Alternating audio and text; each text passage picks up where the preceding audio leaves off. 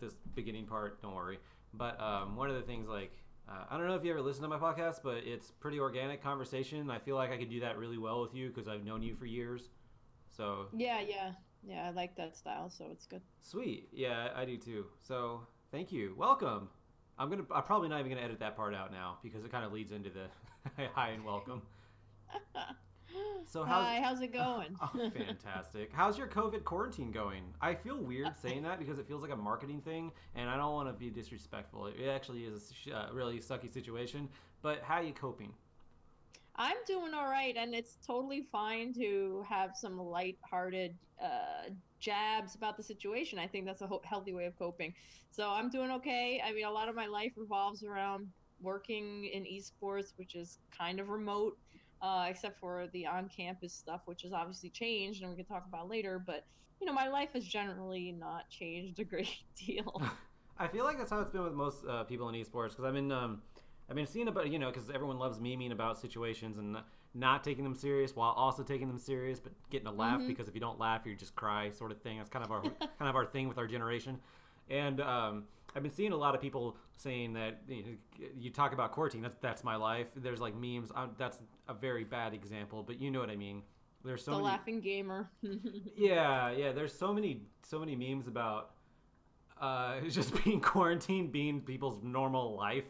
And Yep. I think that's just how it is with gaming. So we're fortunate. Well, I mean, those that work in gaming are fortunate, but gamers in general are fortunate because we don't have a problem being quarantined. I've seen extroverted people tweet saying they have no idea how to handle this, and I just want to tell them, pick up a video controller, man, or a video game controller. It's not hard. And go play some Rainbow Six, go play some Final Fantasy. Of course, I don't know, like whatever. There's a game out there for everybody. So I feel like there is a lot of options that extroverted people need to explore with gaming because it's a wonderful, wonderful life, and it's serving us very well. I But just want, yeah, I think it's a good time to explore the different types of personalities that are out there. I think it's really forcing us to take inventory of that. yeah, that's. I mean, the life is forcing us to explore a lot of things right now. That's true. This is weird. So this is actually really weird. So my last day of work was today for 30 days, and I'm totally fine with that. I'm actually really excited because I get to do these. That was another thing. I stopped doing this podcast because I felt it just wasn't important enough when people could be studying, playing competitively in collegiate esports, or spending what precious time they have with someone else that matters more to them than I do on a mic. So I just put it on a hiatus. But now everyone's schools are canceled or people are Hmm. inside. People are practicing social distancing. So I felt it was like I feel good about this 30 days. I've got like 9 podcasts lined up, and I might just post 2 a week instead of my normal one because Heck yeah, you're doing a service to the community. I think like if you look at it, worth is based on time and effort, and also what other people perceive as valuable to them. So right now, people have a lot more time. You're going to put a lot more effort, and the value is still going to be high. So just keep doing it, yeah, man. yeah, I appreciate you. Thank you for being on, by the way. Of course. We've We've been been, like you said, even before we started, we've known each other for a long time. And it's my pleasure to finally, find the time that works for the both of us. And it took a freaking quarantine to do it, but we're here. Yeah, we've We're been here. doing this podcast dance for a while, and I was like, I wasn't miffed that you did Spencer's first because I like Spencer and I was on his too, but I was like, man, I should have found the time to be able to do it because she obviously finally had some time and I wasn't there because I gave up and I found other things that I just started pursuing, and that was like my bad, but I'm really glad you're here. So, yeah, That's life, man. We found more yeah. meaning now. Yeah, We're yeah, here. yeah. And again, I wasn't actually miffed or anything. Which by the way, I did listen to the podcast, so I'm gonna try not to repeat so much from that one because if you want to go, if anyone listening wants to go listen to that podcast, I'll have that in the description below. I'm sure Spencer won't mind. I'll probably ask him anyways, just in case. But Appreciate it. Yeah. yeah, exposure is always good, and it's good to have exposure for everybody and be a team because we're all in this together. So here we are. Speaking of being in it together, you and I have been in it together for a long time because we met at Collegiate Star League, I think Yep, we nine, did. 10 years ago. Yeah, I mean, I started there 2011. You were there pretty shortly thereafter, within a year or two. It's So about eight it's years. yeah, yeah, it's been a long time. Ooh. We have done many a collegiate league and otherwise season, and I think it's interesting where our lives have taken us, kind of like out of CSL into other, organizations and freelance work. So I'm glad we're still doing it. I mean, we still even did a project when I was out at Harrisburg, which was really cool. And I am That was super really grateful nice. for that. That was an incredible experience. It really was, Yeah, yeah. that was for anyone. I think I have. So I'm gonna upload all these to my normal Fecast channel, which has my old videos. So go back and listen because I have videos about talking about Hugh Fest. And by the way, I'm gonna try to keep this string of podcasts that I'm doing this time around more positive. I guess I was just, I don't know. I'm always angry at something. I don't really show it sometimes unless you see my tweets, but Hmm. I uh, I did do some complaining about a few things on my old podcast, mostly Route Riot members. I'm not going to do that this time. I'm going to be more positive. And Hugh Fest in general, I loved. That was an amazing time. So thank you once again for like helping me get on there and like Heck be a part yeah, of that. no.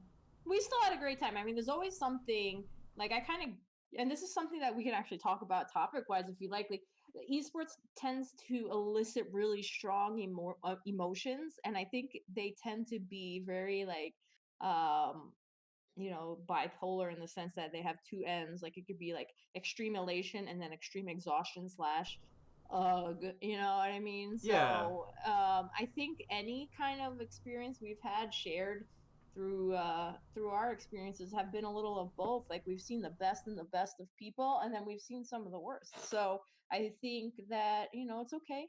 It's totally relevant to yeah. have a range of emotions, but let's focus on the good. I mean, I don't know. What do you want to start with? What's like the best experience you can remember from Hugh Fest? What was the best part of it? I feel like I'm on your podcast now. No, I'm just kind of throwing it back at you because No, I like the positive Fekes thing. I want to hear it. yeah, no worries. No, that was no disrespect. I actually really, I'm more than happy to talk about it. I don't know, it's all supposed to be a casual conversation, anyways. Best part of Hugh Fest. I mean, well, honestly, getting to chill with you was really cool. Just like even in a workspace because we were all kind of holed up in the I think it was the media room, like Yeah, it was like a conference room that we turned into a media yeah, room. yeah. Yeah, upstairs. Yeah, that was really cool. Getting to meet all the players. So I think I've mentioned it before on one of my other podcasts, and I'll always mention it. And I sometimes say it on Twitter too, but I still never feel like it's enough. Meeting the players and behind the scenes, in front of the camera, playing the actual game. Everyone, I guess the staff. I won't just say players. Getting to meet the staff Sure. of all the schools. That's like one of the most invigorating things ever because I get to meet all the people that I've talked to on Twitter, and I get to put I guess well, whenever you're speaking to someone, it's more than just voice and words. It's more than just text and typing. There's like little gestures. There's body language. There's tone. There's various things that you don't get from one facet or the other. And when you're in person, you get to see all of that, and you get to really see who someone is whenever you speak to them. And I really enjoyed that part because I really enjoy figuring people out and just seeing what kind of person they are, or I guess figuring out what kind of person they are through just actual speech. And I get to do that. And I'm not saying like anyone's like bad from the collegiate community or anything like that I've met. Don't get me wrong. Mm-hmm. Quite the opposite. Yeah. It's just all my experiences have been nothing but joy whenever I meet people, and that's probably one of my favorite things. So Hugh Fest had a huge amount of people because it was like, oh my gosh, it was like like seven floor. How many floors of competition was there? Yeah, I know that they had it on the I think 3 floors, and then there was a separate theater across the street with a couple of rooms. So yeah, it was Yeah, like in the main school, you had like 3 floors of situated activity, and then you had two other points of activity in the Whitaker Center. So it was like 5 points of activity at one point. So it was pretty a huge endeavor. And like, I don't know, I think it was a good experience for me to see something on that like high level run by a school. So when we worked with CSL, we worked as an independent organization doing things, organizing it for other schools to come to. But seeing a school organize that it was different. It was a different approach. Like, I know you were at Midwest Campus Clash, which is technically also endeavors by schools, right? yeah. So, seeing these things start to pop up organically from the university side is really encouraging because we need that as well to grow the scene. So I think that was a big takeaway for me. I was also quite happy to have had that experience. And like, I don't know, I think meeting people in person helps so much just to grow your connections overall. So you can't just be on Discord or Twitter. So when you got to be there, I hope it did give you a lot of positive vibes. I think in Totally. collegiate we've been overall fortunate to mostly work with good people. I think it's a little harder to say that in the wider industry because then you obviously grow the potential for idiots, but that's like any industry. So Yeah. we've been fortunate to be amongst, mostly good people. Yeah, it always kind of feels like a trench war sort of thing whenever you're in collegiate because we get a quasi amount of recognition with very little pay, but we're all still here because we love it. While in pro, I mean, an amateur, obviously, like you get a little bit more. Amateur, not so much. Amateur, I mean, depending on the team and depending on the esport, but pro especially, like there, there's a lot more involved with pro that is incentive to keep going. That Yeah. I don't know if some people would do that with collegiate. I mean, hell, I've stayed along in my own capacity. Obviously, I'm not technically not with CSL or anything right now, but I took a year off from them because honestly, because they didn't have anything for me, which I mean that's fair play. I didn't. Yeah. Yeah, fair play. I mean I. It's They're very. going through changes too, of Yeah, course. they're Yeah. going. They have their own office now. We've seen them Yeah. grow. They're like our child, except it's not really Super ours. great. But I know. they're like, but we grew up in the playground with them, and then we Yeah. started walking, and I'm just glad they didn't grow up to be smug assholes. That's what gave me hope to stay in the industry because I went through changes too, like Yeah, in I was actually 2019. I was gonna ask you about that because you were at Harrisburg. You were with their media team, and then you kind of that ended, and just like obviously knowing you a little bit, and we talk every now and then, and it just seemed like you were kind of lost. So like, but you seem to have found your way. Messiah is treating you well. Yeah, so basically, it was a time of transition where I was making a lot of decisions about what to do going forward in my life. Because obviously, when you start up any endeavor, you kind of go with your gut and you create something. So HU was doing the best they could, and a couple of things got scaled back. Other parts of the program got scaled forward. So, I stuck around doing some freelance work after HU with other partners I gained through like Upwork and a few others that I had already been in touch with. I was still working at a game app. You remember HQ Trivia? Yeah. Yeah, there was another like app called Joyride. It was pretty similar. It was doing something with video components to it. So I was doing still stuff in the gaming sphere, writing and editing. But 6 months goes along. You start thinking like, do I want to still grind this esports thing? Do I still want to grind this gaming thing? So I considered going back to school, and it was a serious consideration because like, hey, I'm working still remote and I'll have more time to do it, so I might as well do it now.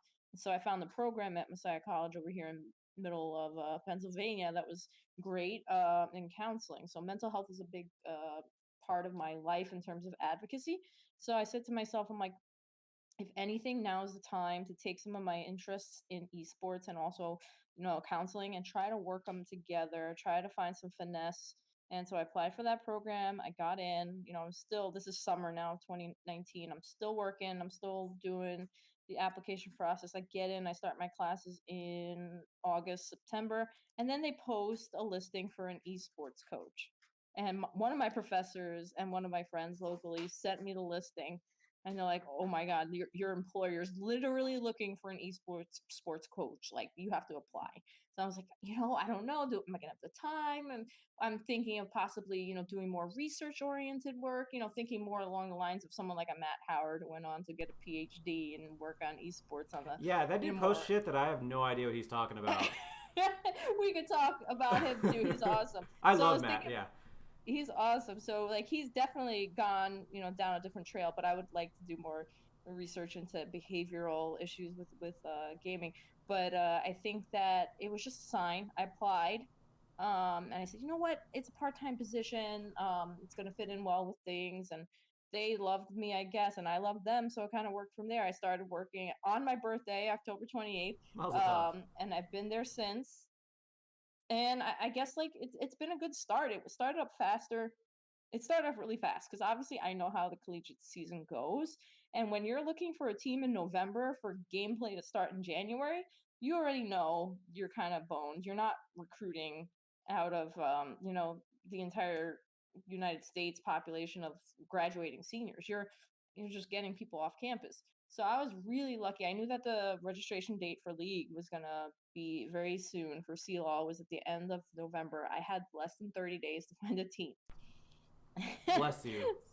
Yeah, I found we had like a great tryout. We had a few really strong players and the rest were really looking to grow. So we put together a roster, and it was hard though because by now fall is preseason for a reason. We're trying out rosters, we're trying out main starting lineups, we're trying out subs to see who fits better.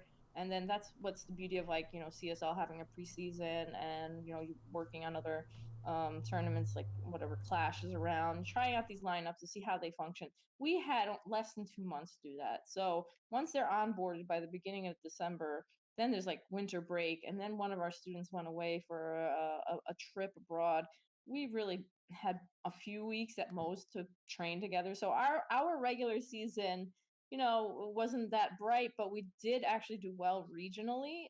We played in the PA Cup this year and took fourth place out of like 16 teams, I believe. So hey, at Nice. least I could walk away with my League of Legends team putting their head held high. They did the best they could with very little time, and proud of them. And we obviously have three other teams. A lot of them have paused competition now because of the COVID, but Right. it is what it is. Yeah, well, that's the thing too. So esports in general, a lot of it's still going. I mean, even you're getting empty arena matches. I think Riot's doing empty arena matches. And I say Hmm. empty arena matches. I feel like I'm like talking about wrestling. But we'll probably get to that in a moment, anyways. Oh my God, we can make so many parallels. I know. Yeah. But Collegiate was one of the ones that just stopped, and that sucked because Yeah. oh my gosh, there was about to be Maryville University versus Wesleyan. I think Hmm. yeah, Illinois Wesleyan University. I was really looking forward to that one because their coach used to play for Maryville.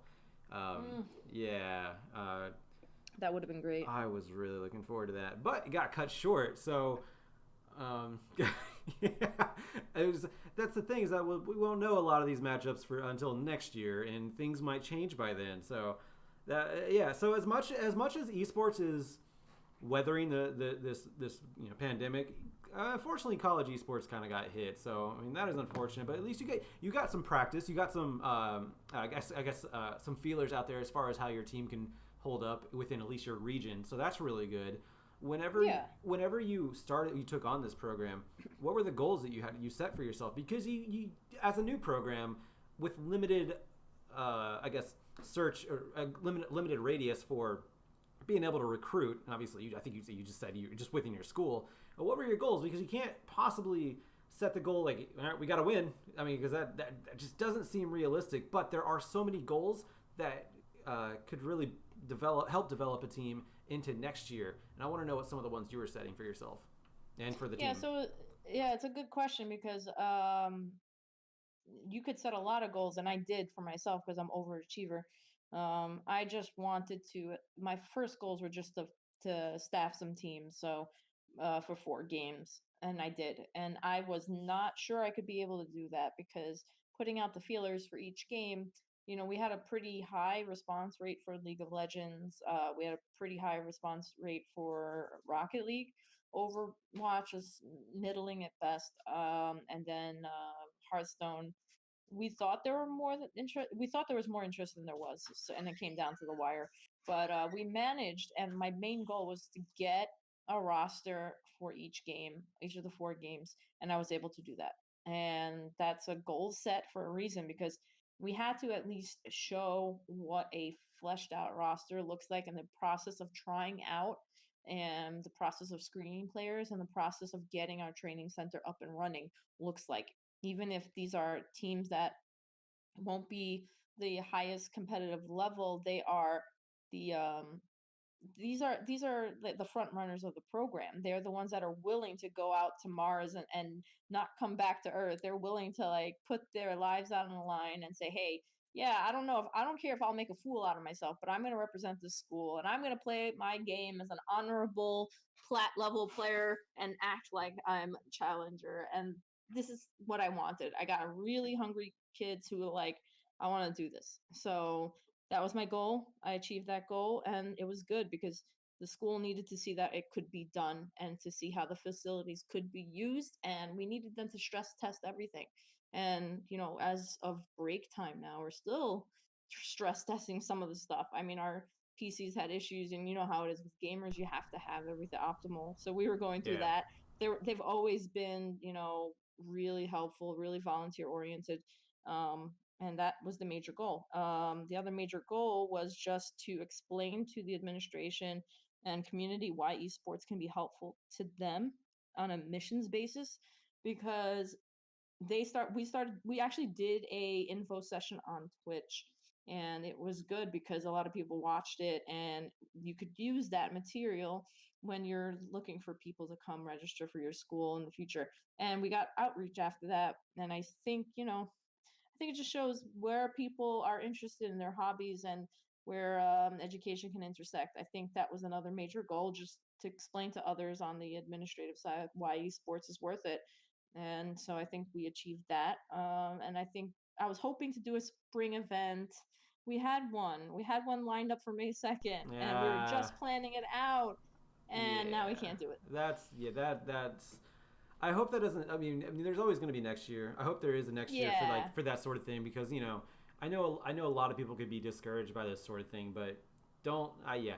I hope the powers that be at Messiah. I don't know who. Yeah, obviously I'm not too familiar, but I hope it doesn't sap their enthusiasm because the like the way communities are brought together over these events are absolutely beautiful. I mean, you saw that in Hugh Fest. There's like that in Columbia College. Midwest Esports also does that over here in Las Vegas.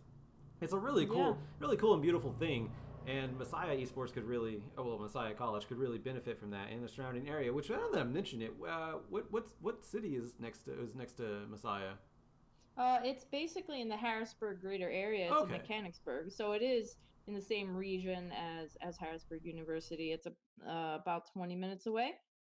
So yeah, we're in that same region where Lebanon Valley College is about 45 minutes away.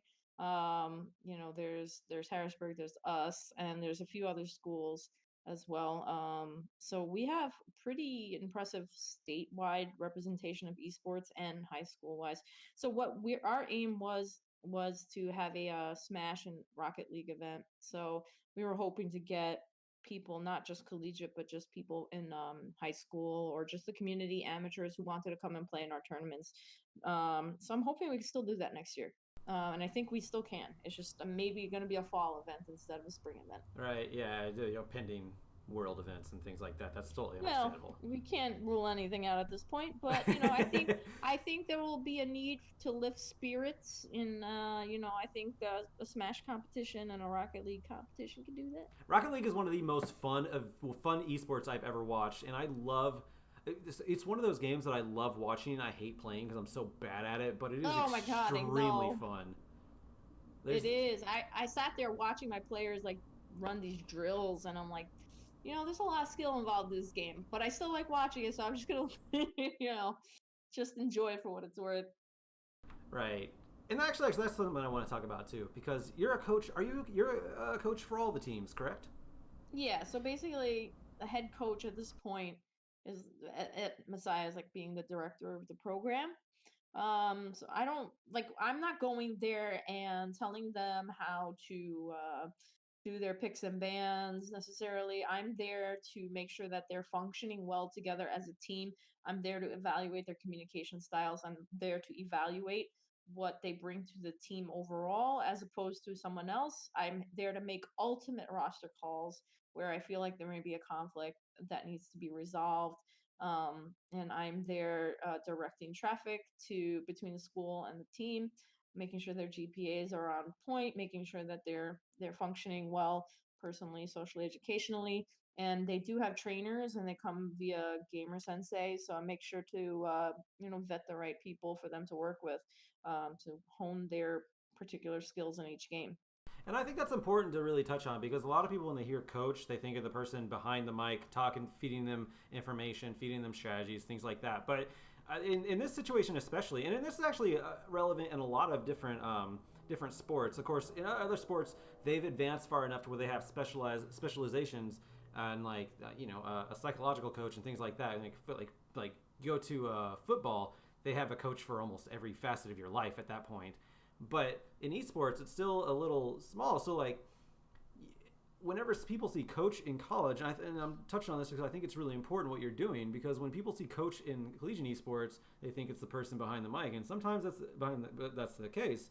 But a lot of times, it's there to guide the students and be a positive influence in them and get the best out of them. And that's something that it sounds like that you're doing, especially in your background of what you're going to learn, which I know is I believe it was a mental health, right? Yeah, yeah, Which, counseling. yeah, which is, I mean, that's obviously, I mean, that has a lot. I mean, I would assume you can apply a lot of what you learn there onto your coaching. Oh, absolutely. And I'm grateful for that because there's a lot of times that I could use those skills, and I see in group counseling it's particularly useful with our teamwork. And I remember there was one time earlier in the league season for us that we were having some real like communication issues, and I expected this. My first meeting with this league team was saying, "Hey, so just gonna let you know now you're gonna have communication problems, and I'm gonna tell you how you should try to address that, and let's work with it." Tried to ask them to do that, it was not working, so we had to start doing really structured kind of like group lessons where everyone gets felt like they're heard, and they are, you know, repeating back what they hear from others, and it validates you. And that's stuff that I think is basic coaching skill that you may not actually get with a highly trained player. That, they might know how to get you through the game, but they may not know how to manage the emotions or the stress that comes with being in a varsity program. That also means you have to balance out your school life and your personal life. So that's what I'm there to serve. And I know I'm not there to necessarily serve on judging all their calls, but there are, my overall sense of is good enough that I know when I see something good and I need see something that needs work. So I think that's also, in games and coaching programs, you have older coaches that are doing the same thing in other NCAA titles. Like they have trainers and they have line coaches versus head coaches. So it's just, I think it's going to be an evolution in the collegiate scene. I agree, and that's something you actually sometimes you see that is needed even professionally because you do. It doesn't happen as much these days. It's a little bit better, but there was a while where there were some professional players that you could tell their ego kind of got away with them, and all they needed was a little bit of coaching on how to be positively social interactive and just conduct themselves and not well, actually you see that a lot in collegiate, definitely. I mean, there was even some of the best teams still have that. Mm-hmm. It's getting better because again people are finally realizing, and I'm glad, props to Messiah for realizing this, but there are finally people coaching the way that you're talking about in the way you do, where they not only they try to bring the best out of someone by just helping them grow as a positive person. Because yeah, man, sometimes that can be a real just a real downer whenever you see someone that's really good and you get them on the mic and they're kind of an asshole. I'm like, why you gotta be that way? You don't have to be that way. You can be humble. Yeah, I'll be honest. I've seen it in a couple of teams, and I see aspects of it sometimes with our players too, but they're less inclined to the negativity. Even if they're frank speakers, they're not super negative. So it's good that there's I tell them there's a difference between efficiency of speaking and brutally speaking. Like, efficiency is one thing, especially in a game like Overwatch where you have to talk fast to communicate things that are happening. Yeah. You can be efficient and speak well, and make sure that things are being said that need to be said versus not need to be said. But then there's like, just being forcefully brutal about saying things is not going to be helpful. It's just going to bring people down. So there is a difference, and I try to teach that as best I can through example. And hopefully that's a trend that's going to continue to develop, and I think it will. And there's others, I'm sure, that are doing the same thing. And I hope that we'll see another generation of esports in collegiate that's really positive and examples to others. I hope so, and I'm really glad that you're being a part of that. Now, that's awesome because I never actually questioned what you're doing on Messiah. I just saw that you were the coach and manager and coordinator. I was like, oh sweet, my friend has a job in esports. That's Yeah. that's pretty much that's what I was going for. So yeah, that's Yeah, I mean, that's most awesome. it's great. I love doing it. And a lot of my work though does come from the administrative side, I'll be honest. Like I'm there fielding questions from the university. I'm there fielding questions from, the public or Going on from podcasts. people. Yeah. Well, that's just that this is for fun. This is a good use of time. And I don't get paid for it, so it's even better because I know I'm doing it because I want to do it. But the Thank stuff you. in terms, of course, but the stuff that comes from the school, and it's like making sure we get logos painted on the wall and coordinate with it and be there at 8 a.m. to let people in and things like that. So, I mean, for a part time position, it's pretty full time. So, I'm just doing a lot of it out of love and out of our communal, my instinct that you also have, volunteerism, that sometimes you just got to give a little extra to make things happen. So, we'll see. I really do hope that going to the next school year, this program will pop off even more. And you're doing all this in addition to your studies, correct? Yep. And my work at Slash Out and my work freelancing elsewhere. Oh, okay. So you work with Slash Out too. Yeah, Is it's that a why new is that why I platform. got followed by them? Probably. Oh, Mazel tov. I love followers, so thank you. There you go. That algorithm really does just satisfy my ego and gives my life value. Hell yeah. Hell yeah. Speaking of Get hell that yeah. validation. Yeah. Speaking of hell yeah, do you still watch wrestling? I have not in the past year, maybe. I mean, I do keep Oh, up with it passively. it's so Honestly, like interesting right now. I know I've been hearing, especially like through you, through my friend Kwang Yi, and a few other people that actively like ping me about it, and I'm like, frack, I really should be watching this, and I'm not. But it's because my hours are so stretched Right. thin. I I mean, feel like I'm still behind on like half of my shows, and I hate it. I hate it. What am yeah. I missing? What's the most important thing happening in wrestling right now? Oh, well, what a good time to ask because in this world and time and space, it's March 18th and we're all in quarantine, and that means that WrestleMania is WrestleMania. not going to happen in front of a crowd. Nope.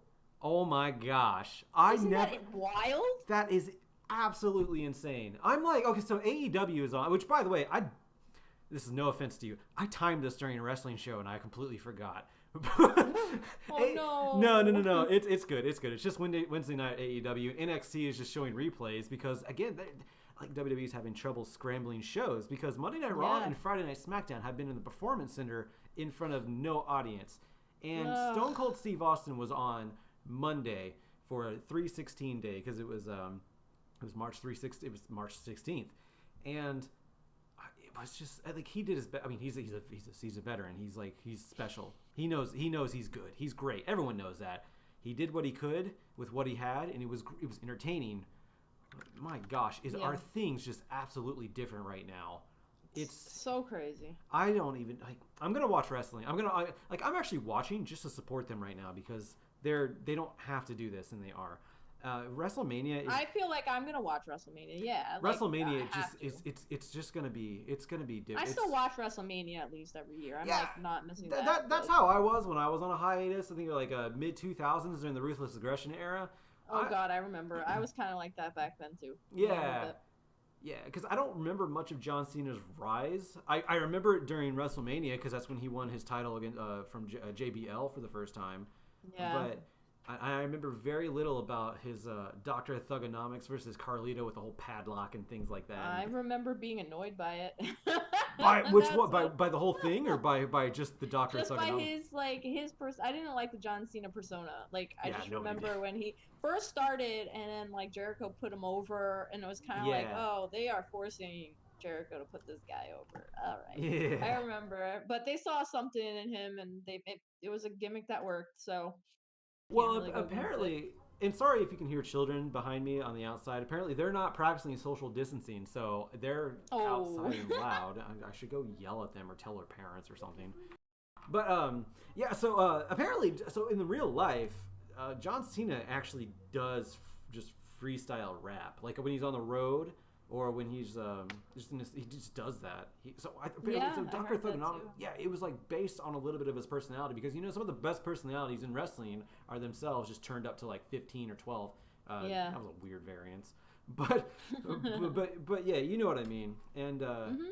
yeah, John Cena, he from my understanding, he kind of is the whole Doctor Thugonomics thing, which is weird. Nowadays, he's like such a goody guy that like when you get a throwback to the Doctor Thugonomics, like it's actually entertaining because then Yeah. he curses, ooh, because It's like, ooh, edgy. yeah. John Cena being edgy is just not something you see these days.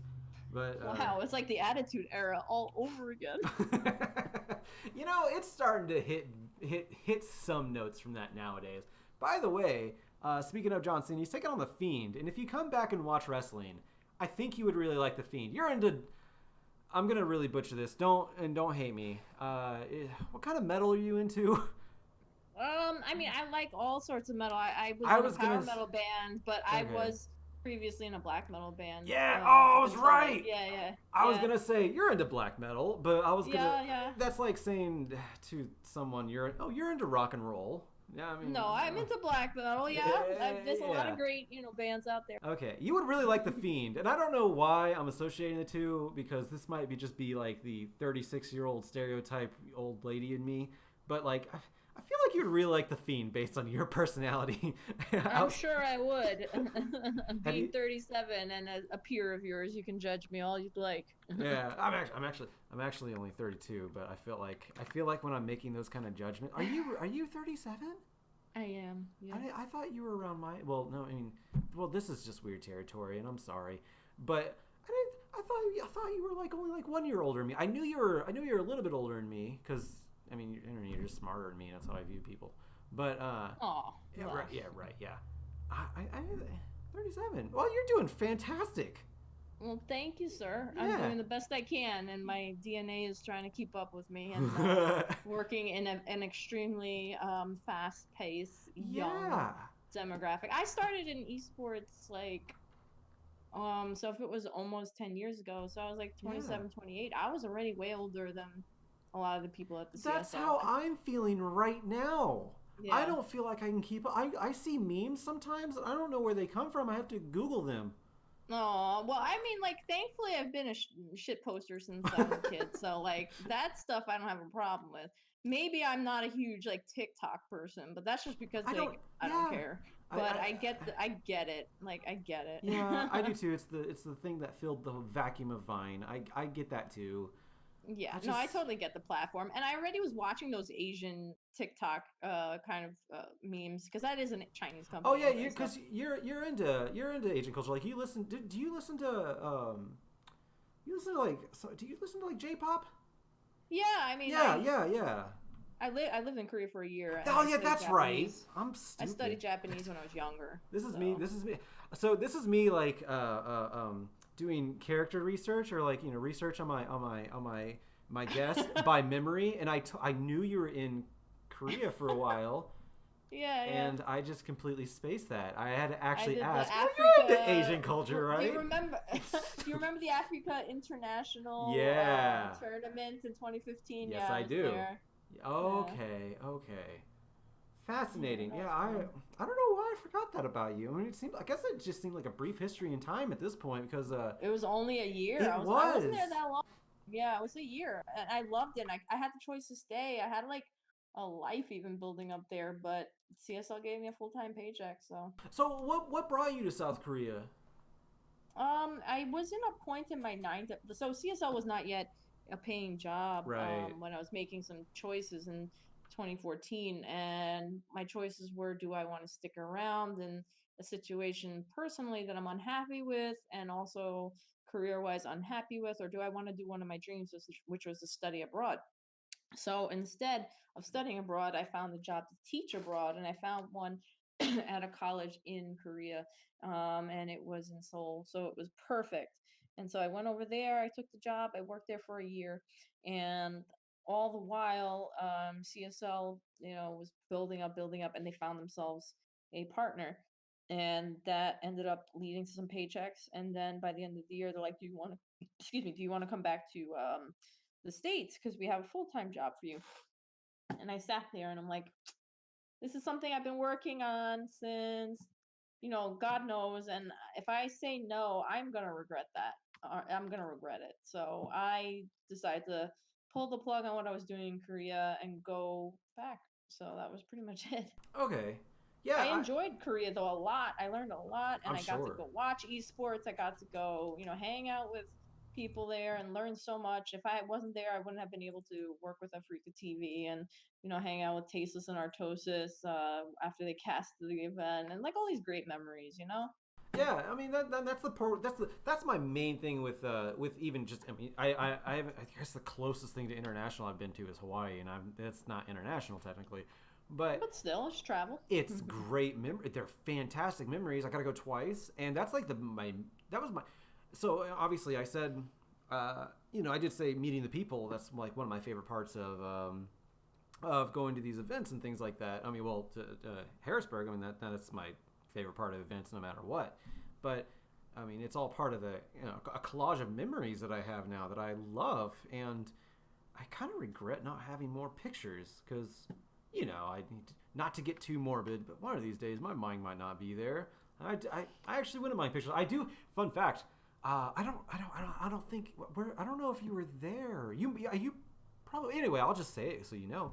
But I have pictures still because I like emptied one of my flash drives or my SD cards from way back in the day. The first NACC event from Riot over in California I went to with CSL.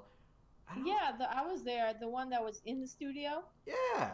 Yeah, I was there. So I might be in those pictures. I know I remember taking a picture of you at some point. I have some of those. I wasn't there the following year because I was in Korea, but I was there for the first one. Yeah.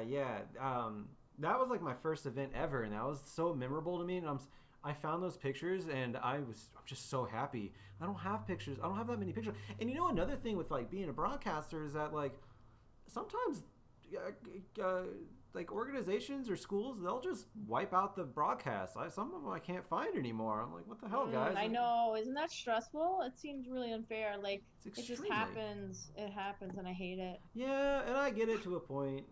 I don't know. I don't want to ramble too much about it, but yeah, I just. That's okay. I wish I had more memories of it. I'm really glad this is going up on YouTube because obviously, like, we're friends. I really, I like appreciate that so much. So, like, I'm glad we get to talk and sit down. We don't actually get to talk that much. I mean, obviously, you're busy. I got my own life too. So yeah, this is. No, I know it. This is it's a blessing whenever you get to like just hang out with your friends. I mean, like, this is what we're doing by having this conversation. And so I'm grateful for it. Like 2 days ago, I had no idea what my future was going to be, and I was like so scared. So when I started booking all of these, I booked 9 in the next 2 weeks, and like now that things have calmed down, I'm like overwhelmed by my ambition. I was like, oh god, and like that tweet that I made out had it's like 70 some likes now from people I don't know. And I'm more than happy to get to know them because I've had people on here I had no idea. In fact, I opened with Chase Wesner one time. We follow each other, and he used to live in Vegas, and I never met him because I'm a hermit. But like I had him on here, like, how do I know you? Why are we following each other? So I have no problem meeting new people, but man, I'm just like now I'm facing the reality of 30 days off, and I'm like, oh my gosh, I have a lot to do this next 2 weeks, which is great because my mind is off things. Exactly. But yeah. No, I tend to be the overachiever too, and there's peaks and valleys. There's times where I don't want to do anything. Yeah. And then when I get the energy, it's like, hell yeah, brother, give me all the things to do. And it's like, whoops. So I also put a tweet out recently. Was helping look for writers for the other platform I'm working with. So, and I got a bunch of responses like, oh my gosh. But it makes you realize that it's nice that people keep in touch and they care. And when things happen, they'll be around. That was the thing, is that so many people want to do this with me. I was like, I don't even know you. He's like, I'm so glad you want to. That's awesome. Like, yeah, let's do it. Now I have to find the time to do it. Even 30 days, if I did one a day, I still couldn't fit everyone in it, which is a great problem to have, but I just don't want to let anybody down at this point. Jeez. But nah, you're going to be good. And if anything, if you need someone to like keep you accountable, you get the community to keep you accountable because they'll want you to make it happen. Yeah. And that's what I'm saying. I stopped last time because it just got to the point where like, I feel bad being another thing in someone's schedule when they already have other things. But now, like, it's the perfect time to do it. So here I am. You're my first one back. It's gonna be awesome. Let's use this as inspiration to keep us, in a good spirit for the rest of this quarantine. I mean, like, Vegas just shut down, right? So it's a ghost town. Yeah, it's yikes. So one of my Uber drivers today, I Uber back and forth. I don't have a vehicle, and the Lyft and Uber for ride shares in general, they're not allowing shared rides to reduce the amount of people together. But the driver I had this morning, he's 50 some years old and he grew up in Vegas, and he said he's never experienced anything like this, and he's lived through multiple presidential regimes, a couple of wars, things like that.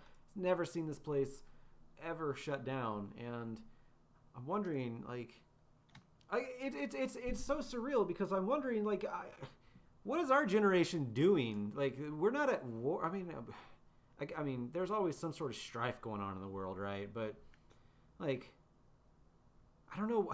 Out of the entire time Vegas has been a thing, now is the time that it's gotten shut down over something global. I don't understand. Right? It's one of those existential crisis things. Like, I don't understand why is this existing? Why is this here? Who am I? What am I doing? I think it's forcing a lot of us to do that. And I had some of the similar thoughts. I mean, I'm from New York City, and to hear, I'm not there right now physically, but I was just there a few weeks ago, right when the outbreak was happening. Yeah. I don't have it, so thankful for that, because it's been over 14 days. Right. But thank God I'm not sick.